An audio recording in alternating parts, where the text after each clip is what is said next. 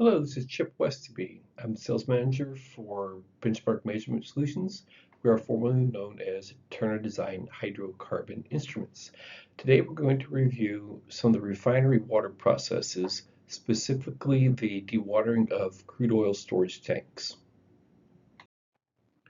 When a refinery receives a shipment of crude oil, typically it's from a pipe or a tanker or a truck. The oil will have or should have less than 1% water in the shipment. That oil is stored in a large storage tank until the refiner is ready to process it. During that time, that water will have settled down to the bottom of that crude oil storage tank. Typically, there's a small sump or a spot at the bottom of the tank for all that water to collect, and then a special pipe is used to remove that water. So the pipe is connected to that sump or where the water is likely to connect. A operator will typically come out and open up a valve. It's often a manual process. All the water will drain from that tank, and at some point in time, the water will have been removed and some oil will start to show up. Ideally, the operator will shut off the water drain before any of the oil is removed, but to make it optimum, you want virtually all the water removed with very, very little water left in the tank.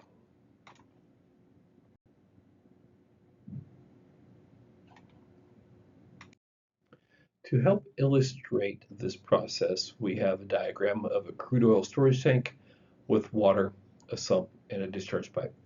And in this illustration, the crude oil tank is about third full of water, but as you can see at the bottom, there's a sump. There's a little pipe that connects that sump to a valve. So the operator will come out, manually open up this valve. The water will go to a water treatment system where it's further processed. And ideally, the operator will close this valve before any of that oil can be drained out of the tank and get into that water process. There's a few different things that could go wrong with this operation. Because it's fully manual with an operator opening and closing the valve, they may not open or close it at the right time.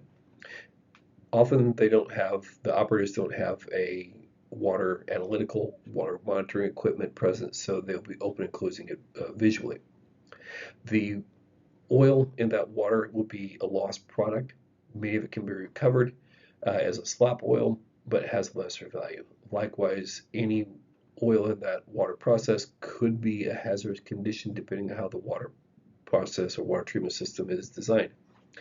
Likewise, if that operator closes the valve early to prevent oil from being in the water, you're going to have extra water in the storage tank. Water in a metal storage tank could be a corrosion issue.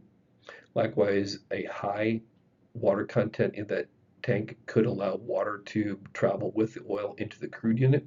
Crude unit is trying to avoid water as possible because any distillation cannot have any water in it. Likewise, any water in that storage tank reduces the volume of oil that could be stored by the plant. So they want to have as little water in that storage tank as possible with the smallest amount of emulsion or oily water discharged from the tank. In an ideal process, the crude oil storage tank, which we were showing earlier here, will still have a sump. Water will go through the dewatering pipe, and when the valve is open, water comes out.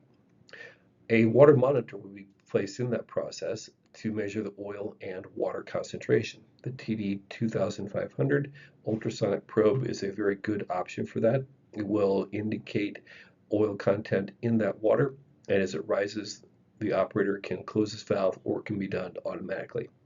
With little to no water left in that tank, the crude oil being discharged or delivered to the crude unit will have virtually no water present because it's all been removed. So you'll have high quality oil being delivered to the crude unit and nice clean water being delivered to the wastewater treatment system. There are a few different ways to properly monitor or measure the oil water concentration in this operation. The ideal way would be for a probe to be inserted into the sump of the tank and measure the location or presence of an emulsion or interface of oil and water. There's a couple limitations to that. Mechanically, getting a probe into that sump can be a little bit difficult.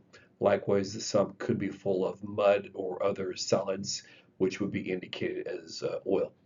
So often, instrumentation is mounted in the water pipe being discharged. That probe in that water pipe should be mounted as close to the tank as possible to get the leading edge of an oil-water emulsion.